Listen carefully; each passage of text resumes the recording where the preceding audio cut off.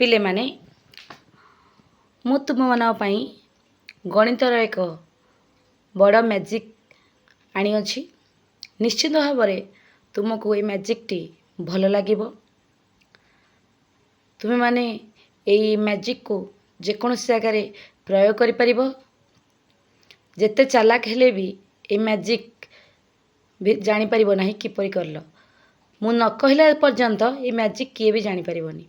तेणु मु शेष पर्यंत भिडियोटी को देखंतु। देखिए किपरि भाव में मैजिक हेउची आउ तुम सांग मानक सहित किपरि भाव में तुबे माने यह को अप्लाई करि परिबो। देख मु तीनोटी कार्ड रखीची जेकोसी संख्या एथरे मु लिखीची। यह पूर्वरु मु जे उत्तर लिखिकी रखीदेवी। जो संख्या तुम तीनोटी संख्या तुम्हें एथरू कौन पसंद करिवो तीनोटी संख्या को मिसेइबो। मिसेई सारा परे जो संख्या हेबो तार समस्त संख्या को मिसेइले मिश्रण कले जो संख्याटी बाहर मु ता पूर्वर कहीदेवी। देख वर्तमान ये गोटे 6 बा 6 गोटे बड़ जादू। देख मु वर्तमान ये 6 लिखिदेली। 6 लिखला पर या मु लुचेकी रखीदेवी। देख 6 लिखिदेली। 6 लिखिकी मु मो पाखरे रखीदेवी कि भी जानी नाहंती। एहा परे तुमे गोटे संख्या एथरो चूज करिवो। धर जणे चूज कले एटा ठीक अच्छे। एटा हमें देखिबा कौन अच्छी। देख एटा अच्छी 4 बा 4 अच्छी 4 अच्छी। मन रखि था तुम्हें तुम सांग मानकु एपरि भाव में कहबो जे ए देख ए साइज रे कौन सी संख्या से आउ पसंद करें बा चूज करें। माने ए 4टा जो लाइन रे अच्छी से लाइन रो कौन सी संख्या से कौन पसंद करें बा ताकू सिलेक्ट करें।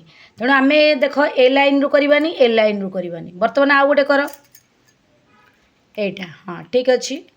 एटा करवा एटा केते हला 8 हला 8 लाइन में आउ करवानी कि 8 एपट लाइन में आउ करवानी। तेणु आउ कोटा बंचला देख एपट लाइन आम करिपारिबानी गला एपट लाइन करवानी एपट लाइन करवानी एपट लाइन करवानी एपट लाइन करवानी। तेणु आमर बंचीगला कौन कौन बंचीगला। तेणु आम धर एटा से कले देख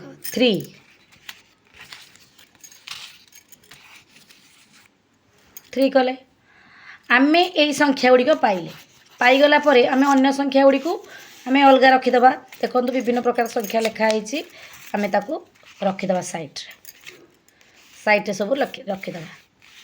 आम पाखे रहा कौन आम कौन कौन चूज कले देख विभिन्न प्रकार संख्या लिखाई है तापर आम ताकू साइड रखीदे। बर्तमान आम चूज कले 8 4 आउ आमर 3 8 4 3 आम तीनोटी चूज कले देख 8 आउ 4 आउ 3 यही तीनोटी जो चूज कले आम या मिश्रण करवा बा एडिशन करवा मिसई दबा है ऐड करदबा।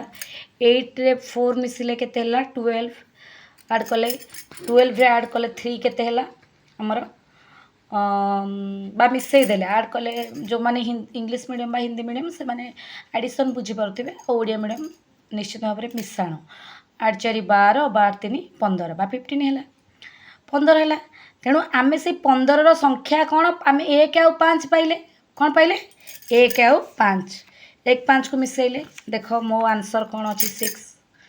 तेणु यही 6टा तुम्हें लुचेक रखि मन रखिथा यहाँ तुम्हें लुचेक रखि ये तुम्हें मु कैमेरा आगे केवल जनइली कि तुम्हें लुचेक रखि जे तुम्हें कह जो संख्या तुम है मिसई दियो एवं जो संख्याटी है तार संख्या मान को मिसई दियो कौन हो जहाँ मो पाखे अच्छे आंसर।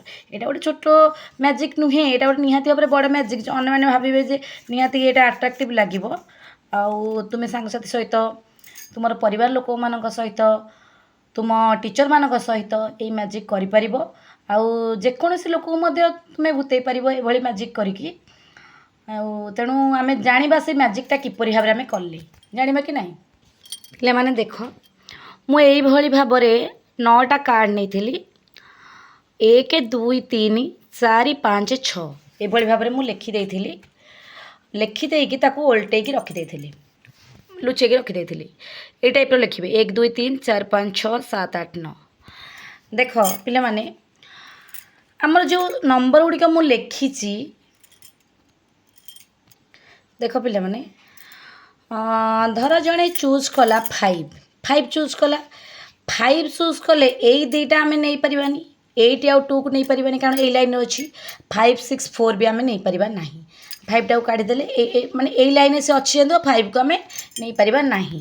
ତେଣୁ ଦେଖ, ଆମେ 5କୁ ଏଠି ଲେଖିଦେଲେ, ଗୋଟେ ପେପରରେ ଆମେ 5 ଲେଖିଦେଲେ। ଦେଖ 5 ମାନେ 5ଟା ଆମେ ଚୁଜ୍ କଲେ, 5 ଫାଷ୍ଟ ଲେଖିଦେଲେ। 5ଟା ଯେଉଁ ଲାଇନ୍ରେ ଅଛି ସେଟା ଆମେ କ'ଣ କରିବା, ସେଇ ଲାଇନ୍ ଚୁଜ୍ କରିବାନି। ମାନେ କେଉଁ ଲାଇନ୍, ଏ ଲାଇନ୍ କରିବାନି କି ଏ ଲାଇନ୍ କରିବାନି। ତାପରେ ଆଉ ଗୋଟେ ଆମେ ଚୁଜ୍ କରିବା। ଧର ଜଣେ ଚୁଜ୍ କଲା 7 ଚୁଜ୍ କଲା, ତେଣୁ 7 ଯେହେତୁ ଚୁଜ୍ କରିବ, ତେଣୁ ସେ କ'ଣ କରିବ, ଏପଟ ଲାଇନ୍ ନେବନି କି ଏପଟ ଲାଇନ୍ ବି ନେବନି।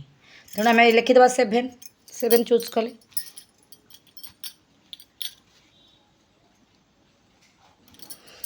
ଲେଖିଦେଲେ।